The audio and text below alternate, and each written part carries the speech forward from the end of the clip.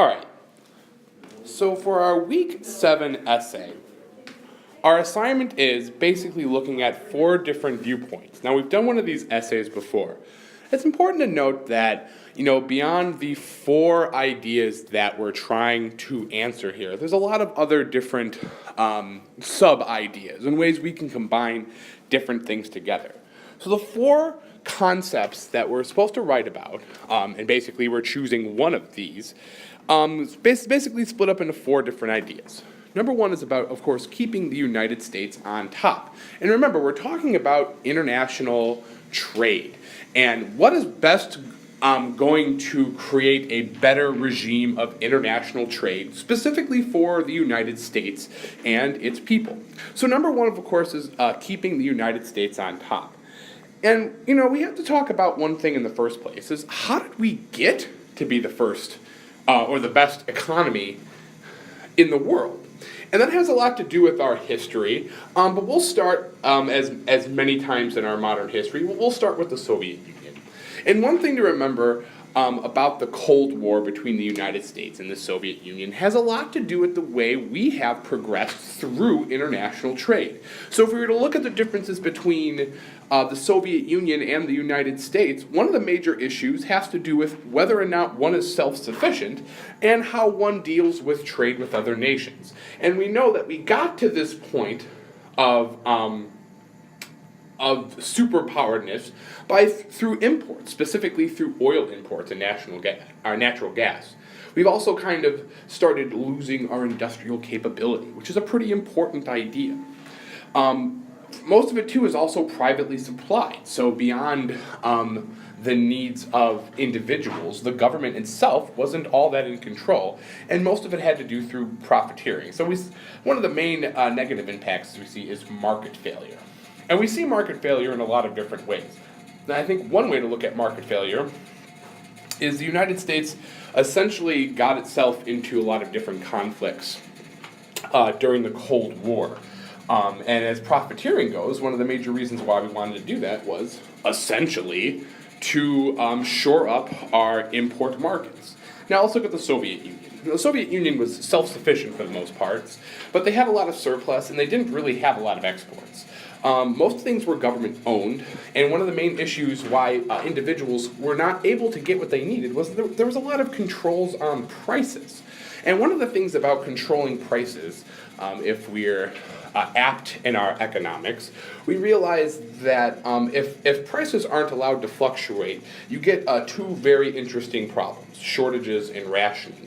If we're trying to keep prices low, and if the government says, well, we're going to keep gas at $1, well, in reality, it might cost more than $1 to make that gallon of gasoline. So initially, you get an initial rush of people trying to get that good, but then there's a whole bunch of people who need it who can't get a hold of it. And that's one nice thing about having such a large import market.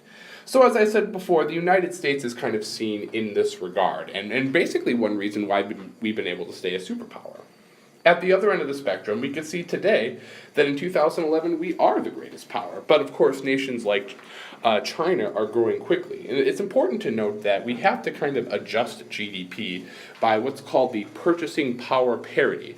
And it's based in the US dollar, but it's the idea of what kind of purchasing power do consumers have. And if we look across the map, we can see that even though China has a very large GDP, the ability of their citizens to use that GDP to purchase other goods and services is actually reduced. And that has a lot to do with things like wages, government control of certain industries, as well as an influx of money by their central banking system.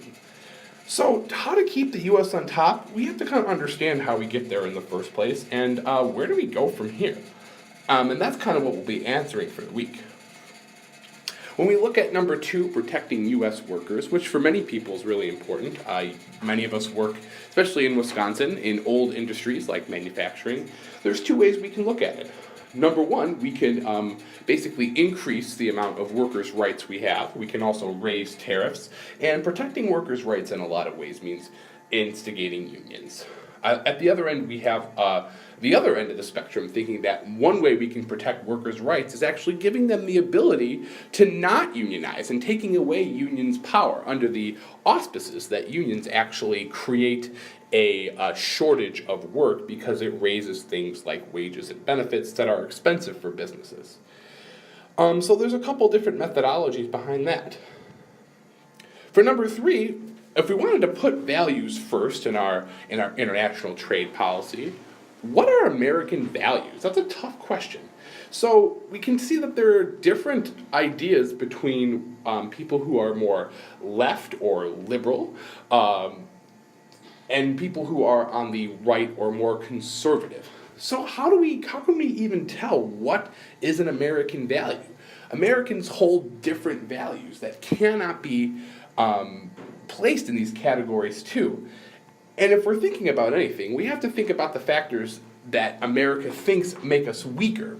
Americans, like all other citizens, are pretty responsive and reactive instead of proactive. So we can see that most people see the problem lying mostly in issues with our political system, specifically political corruption, which certainly plays into our values. So if we think our values, in a way, are being caused by political corruption, and yet we still support those values that help create the political system, well, that might be a problem.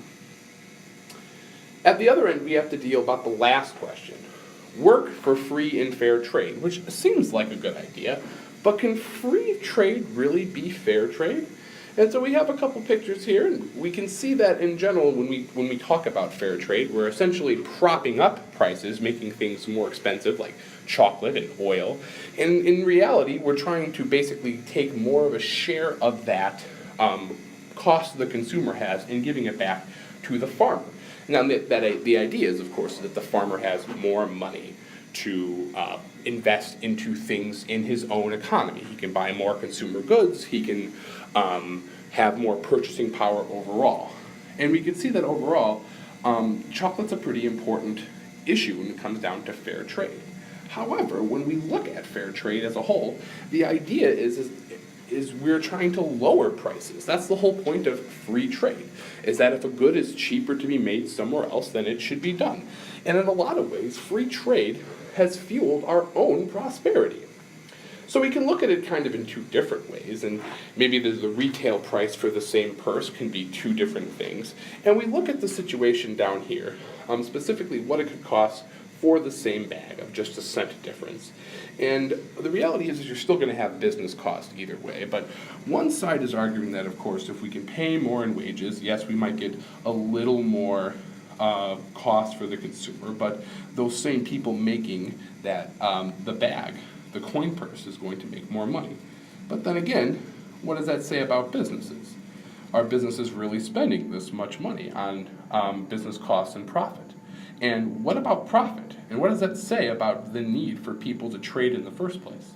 So when we look at our ideas, we can see that once we scratch the surface, it's not very easy to tell which way we should take. And that's something we're going to think about for the rest of our class.